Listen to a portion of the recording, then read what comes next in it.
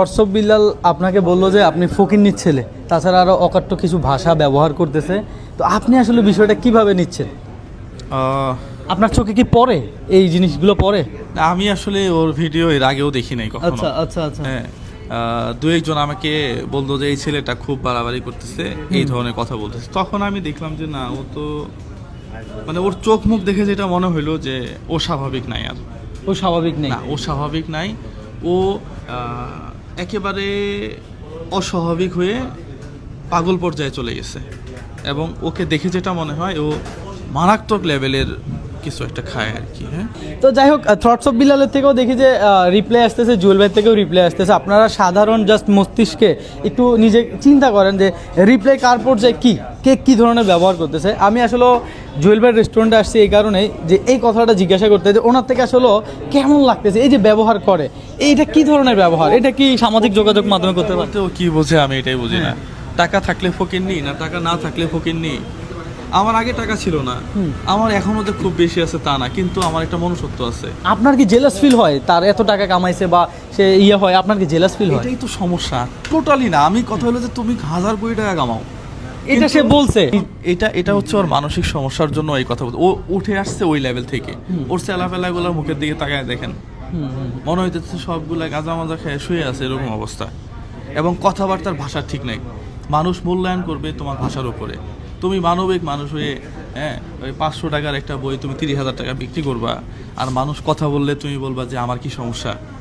আচ্ছা, আমরা যে এখন সোশ্যাল মিডিয়া দেখতেছি, আপনার এখান থেকে একটা রিপ্লাই আর ওই থটস অফ বিল্লাল আর একটা উল্টা পাল্টা রিপ্লাই দিচ্ছে, এইটা শুরুটা কি রকম জাস্ট সংক্ষেপে বলেন। তো আমার বইটা আছে নাকি, এই যে দেখেন বইটা।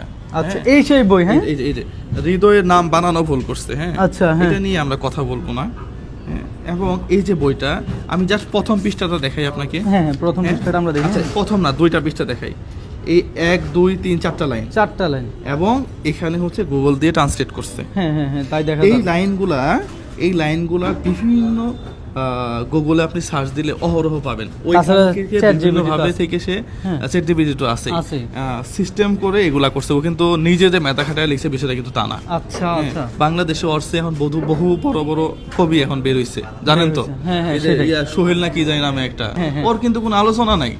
এখন বিল্লাল চিন্তা করতেছে যে আমার তো ভাত আর নাই, আমি তো শেষ।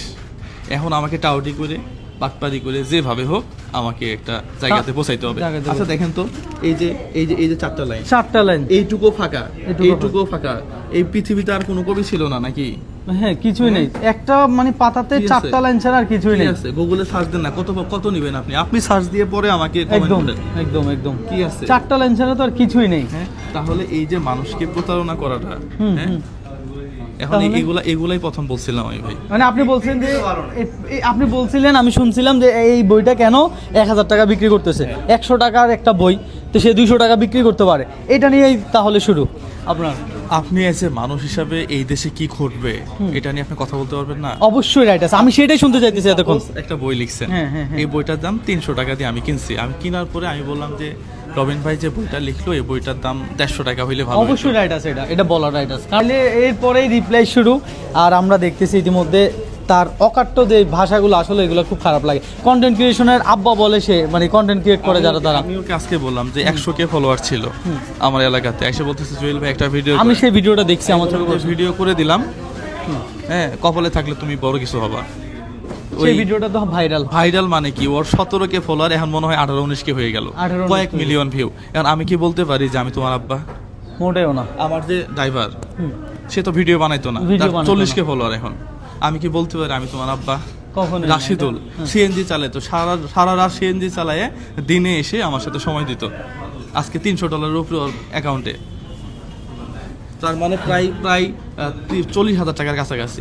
আমি এখন রাশিদুলকে বলতে পারি যে তোমার আব্বা আগে যেটা ছিল, সে জগতের আব্বা হয়ে যাইতেছে, ভাবা যায়। তো আসলে জুয়েল ভাইয়ের কথায় আমি একমত হইতে বাধ্য হইলাম যে ও কিছু একটা খায়। হ্যাঁ, এটাই হইতে পারে। আর ওর সুস্থতা কামনা করি, ও যেন দ্রুত সুস্থ হয়ে যায়। আমি নিজে অসুস্থতা কামনা করি, আমিও শুভাকাঙ্ক্ষী, এখনো বলে দিলাম। জামালপুরের জুয়েল, তোকেই বলতেছি বেশি বাড়িস না, এটা বাড়লে চুদলিং পং দিয়ে দিমু।